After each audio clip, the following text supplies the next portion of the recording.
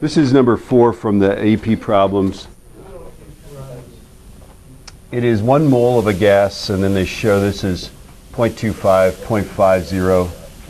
This is 1.0, 2.0. And this is pressure. So this is 1E5, 2E5,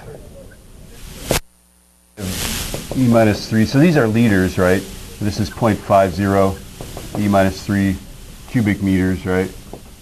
And then it goes, it starts at A, it goes up to B. We must have to double, by the way, the temperature to do that. Then we go to C, like this.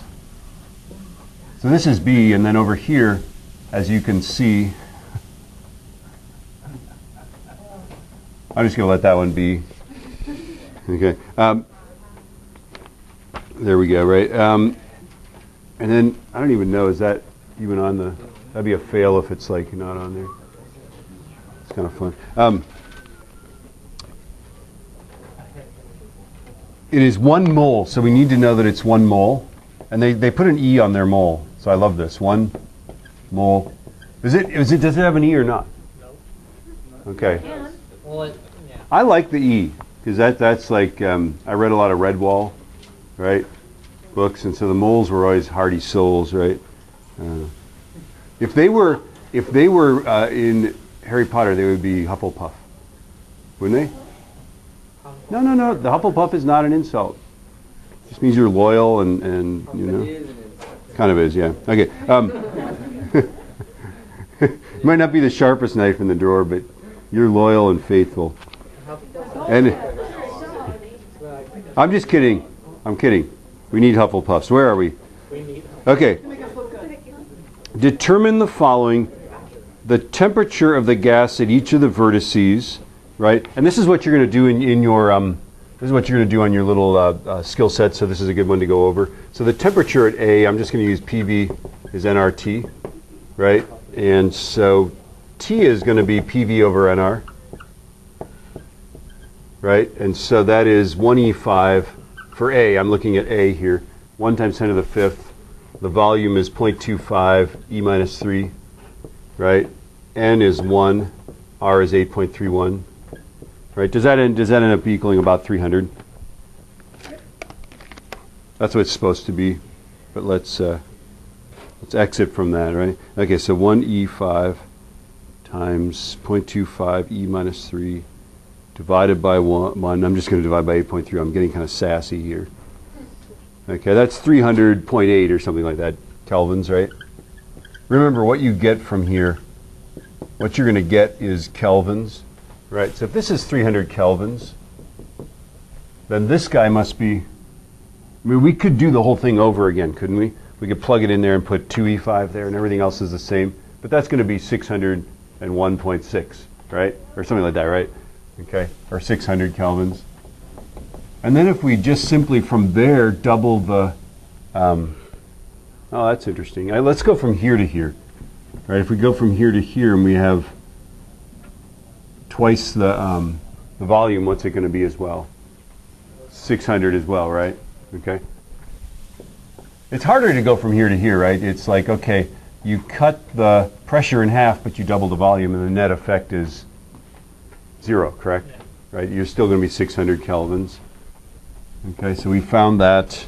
And then what's the next question? It says, what is the net work done by the gas for 1 cycle? Well, that's going to be half the rectangle, right? Isn't it? So the area inside that is 1/2 the base, which is 0.25 E minus 3, times the height, which is 1E5, right? 0.5 times 0.25 E minus 3 times 1E5, 12.5. I'm off by a factor of only 100. 0.5.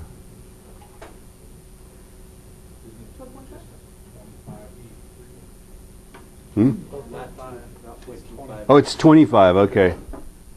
Dang smart-ass kids.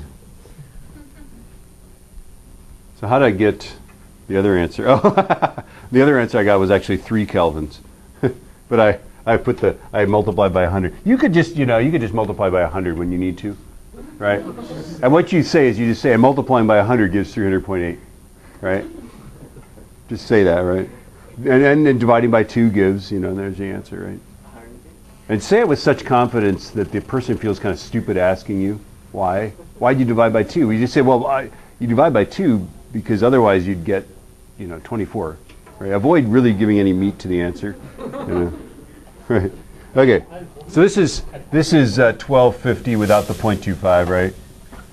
1250 joules for the whole cycle.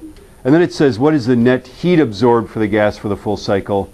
Well, the heat absorbed by the gas for one full cycle has to be the work done, because in one cycle the internal energy doesn't change. It's the same argument as this, right? So the heat absorbed. And then how about D? What is the heat given off by the gas from the third process from C to A? How do we do that?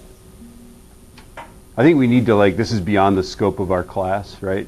Don't we have to use the one of those formulas? I think it's the constant pressure one, right? But let's just get the answer. If you tried to get the answer, I'm very sorry. But here's what it is. Okay, it's going to be, isn't it Q is NC delta T, right? Delta T is 300 kelvins. C is going to be 5 halves 8.31. And N is going to be 1. Does that work? Let's try it. If it doesn't work, I totally reserve my right to just say this is not the way to do it. 5 times 8.31 divided by 2 times 300. Hey, it works. 6232.5. It's close. Do I have to use the 300.8?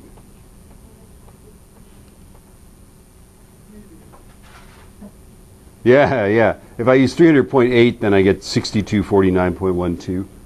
Yeah. There we go. And then the efficiency of the cycle. So this is 6249.12. The efficiency for the whole cycle is going to be, I think this is what it's going to be. It's going to be the 1250 of work. That's what we wanted to get out, right? And then we had to, the heat that flowed in,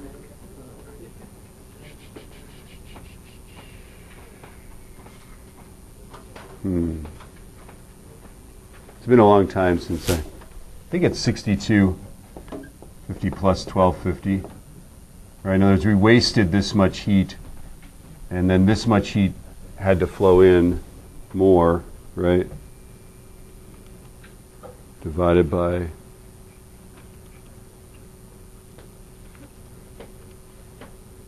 that's what it is. So why is that? Because from here to here, heat flows out, right? Not the way you're supposed to solve physics problems, right? Here, heat flows in.